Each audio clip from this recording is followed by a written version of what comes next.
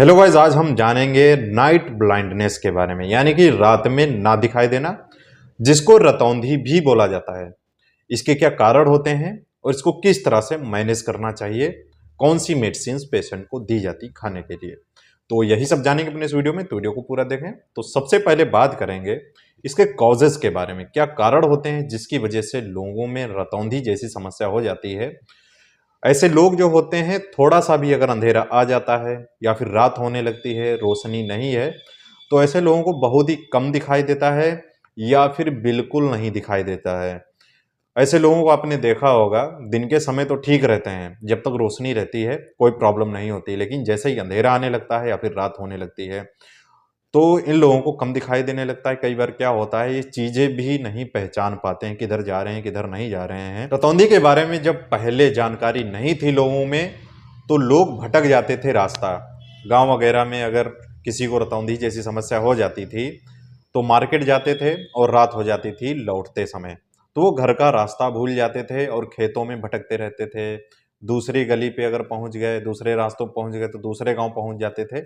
तो ये जो समस्याएं थी पहले के ज़माने में बहुत आम हो गई थी। लेकिन मेडिकल साइंस अब इतनी एडवांस हो गई है, इन सारी चीज़ों को डायग्नोस किया जा सकता है। कई सारे टेस्ट होते हैं, डॉक्टर्स होते हैं, वो डायग्नोस कर लेते हैं कि पेशेंट को क्या बीमारी हुई है, उसी के अकॉर्डिंग पेशेंट का ट्रीटमेंट दिया जाता है। तो इसका जो रीज़न होता है दोस्तों, जो सबसे कॉमन रीज़न होता है लोगों में, वो होता है विटामिन ए की डिफिशेंसी का हो जाना। जब विटामिन ए की कमी बॉडी में हो जाती है तो इस वजह से लोगों में समस्या होने लगती है। इसके अलावा सिंपल या फिर क्रॉनिक ग्लाउकोमा हो जाता है, एक तरह की आंखों की बीमारी होती है, तो इस वजह से भी लोगों में समस्या हो सकती है।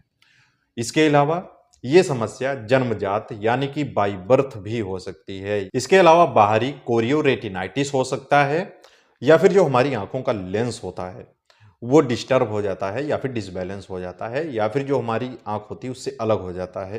किसी भी कारण की वजह से, चोट लग जाने की वजह से, इंजरी हो जाने की वजह से, ट्रॉमा की कंडीशन हो जाती है, तो इस वजह से समस्या हो सकती है। तो ये कुछ रीजन होते हैं जिसकी वजह से लोगों में रतौंधी या फिर नाइट ब्लाइंडनेस जैसी समस्या हो सकती है। तो बात करते हैं इसके ट्रीटमेंट के बारे में, इसका इलाज क्या किया जाता है। सबसे पहले तो आपको अपने डॉक्टर से संपर्क करना चाहिए, जो आई स्पेशलिस्ट होते हैं, उन्हीं के पास आपको ट्रीटमेंट कराना चाहिए। इसमें डाइट का भी ख्याल रखा जाता है। अगर विटामिन भरपूर मात्रा में, या फिर विटामिन ए के सप्लीमेंट भी ले सकते हैं। एक गोली आती है विटामिन ए की, जो शाम के टाइम पे पेशेंट को दी जाती है, विटामिन ए एंड डी करके टेबलेट आती है, आपको मेडिकल स्टोर पे मिल जाएगी। तो इसका लगातार आप रेगुलर सेवन कर सकते हैं। एरोविट गोली आती है, इसकी एक टेबलेट दिन में 2 बार पेशेंट को दी जाती है। अगर बच्चों में समस्या हो रही है तो ड्रॉप आती है, 1 से 1.5 ml सुबह शाम बच्चे को दे सकते हैं।